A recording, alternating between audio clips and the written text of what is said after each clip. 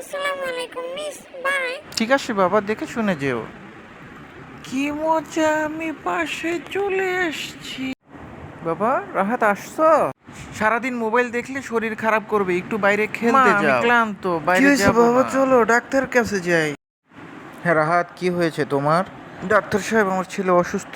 রাহাত, শরীর সুস্থ রাখতে হলে প্রতিদিন অন্তত 30 মিনিট খেলাধুলা করতে হবে আর অনেক বেশি ফলমূল খেতে হবে, ঠিক আছে? তাহলে আমার শরীর সুস্থ থাকবে? কেন নয়, অবশ্যই খেলাধুলা করলে শরীর শক্তিশালী হবে, মনও ভালো থাকবে, ঠিক আছে?